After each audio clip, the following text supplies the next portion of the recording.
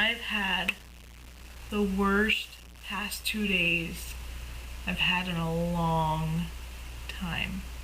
So ever since my parents and I decided we were getting the surgery, celebrated a little bit and gained some weight, and since then I've been trying to lose it, as well as the recommended weight that they tell you to lose before the surgery. And my parents went and actually exercised and did all this stuff that they never do, and my dad in 2 months has lost 25 pounds and my mom's lost 15. So they decided to sit me down yesterday. My dad sat me down. He showed me this Excel spreadsheet. He said that he had made a spreadsheet of how many calories your body uses to maintain a certain weight. But he was talking about how he's all about numbers. And I told him numbers are only for doctors to keep track. Technically, numbers don't really matter. As long as you're fit and you feel good about yourself, the number doesn't matter, because 160 on me is going to look a lot different than 160 on my sister or anyone else of the same height as me, you know? And he kind of laughed and looked at me. He's like, "That's a nice cop-out." I was like, "What?" I was kind of offended. And he's like, "Numbers really do matter, but that's a good cop-out." And I was like, "You serious? You're serious?" And he looked at me, he's like, "Calm down, I don't want to have to yell, this shouldn't be that hard of a conversation."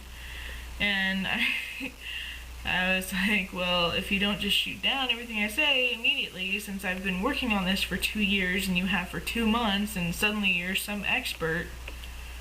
He felt he had to tell me how I'm supposed to lose weight now that I've worked with a personal trainer for 2 years. He's worked for 2 months, lost 25 pounds, which is the amount that I've lost in those 2 years, and suddenly he's some expert. He was telling me, eat this for breakfast, eat this for lunch, eat this for dinner, do this much exercise, and I guarantee you, you'll lose a pound a day. And I said, "Really? You can guarantee me?" Because I eat less than that, and I exercise more than that, and I can't seem to lose anything. And he's like, "Well, then obviously you're eating more than 3,000 calories a day, because that's how much your body uses to maintain."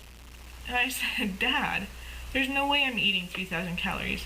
He's like, "Make a food log and count it." And I was like, "I do." And I pulled it out and I showed him, and in my food log I marked down the calories and everything, and it wasn't 3,000 calories. He's like, "Well, then obviously you're not drinking as much water." You know, it was like whatever I was saying, whatever I was doing, it wasn't good enough. It was just frustrating for me, especially hearing all this from him, who knows nothing about weight loss. He's like, "Your mom and I have lost so much weight so quickly." And I was like, "Yeah, because you're just starting out." And he's like, "No, because we're doing it right." I was like, "Dad, all you guys have done is changed your eating habits and stuff and worked out a little bit.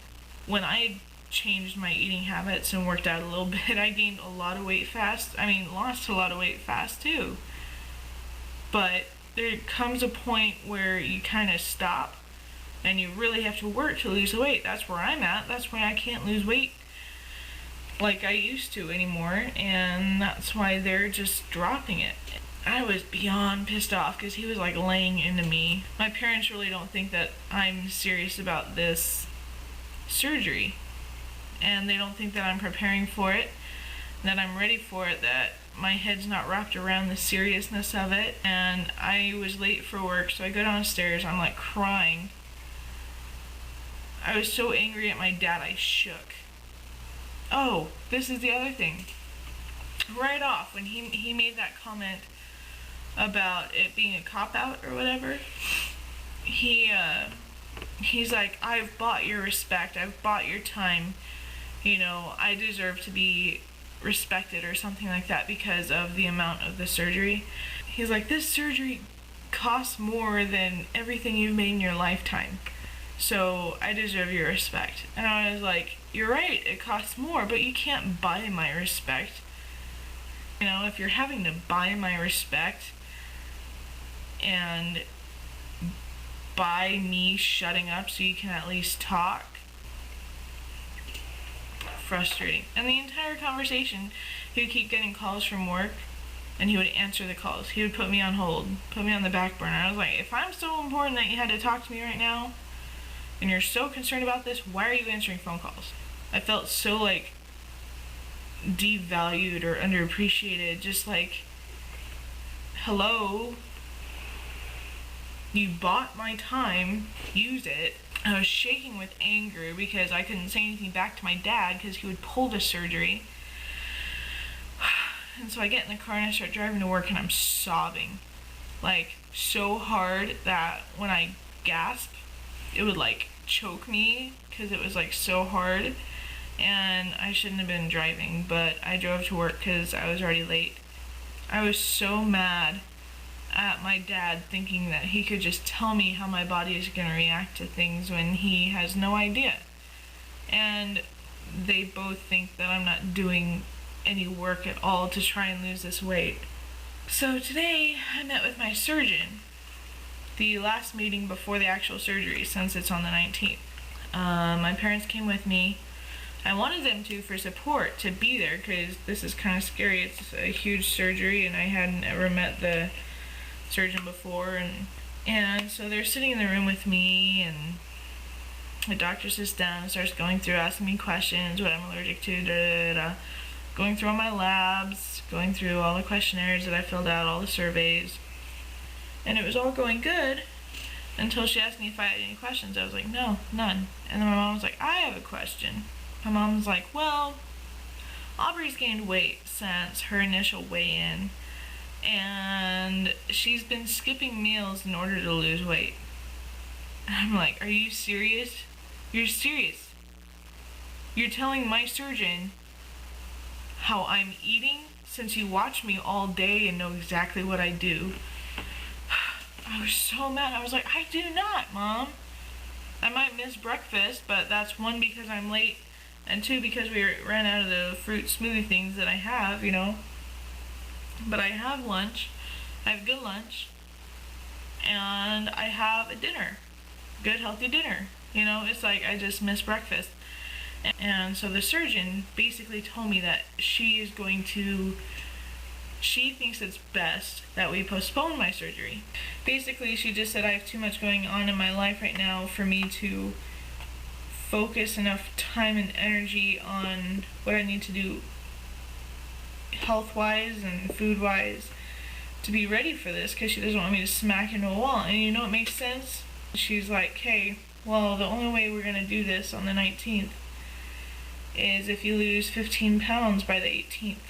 I was so mad at my parents because my dad kept asking questions, my mom kept asking questions, like, they don't see what I'm doing. Just because they don't see it doesn't mean that I don't do it, and it hurt so bad. I was like, where is my support here? But you don't know that I go out and exercise with my girlfriend 3-4 nights a week.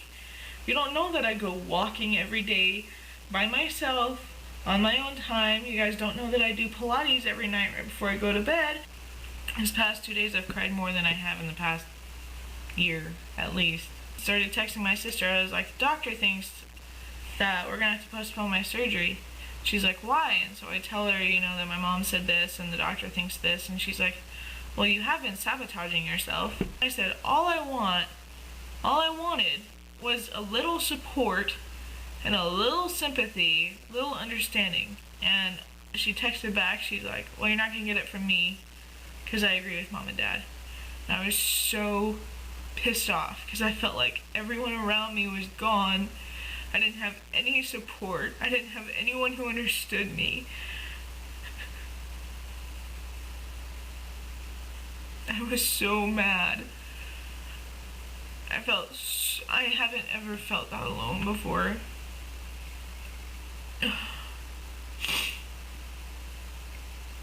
My sister's my best friend, and she doesn't even have her own free-thinking mind to figure out what the heck she's talking about.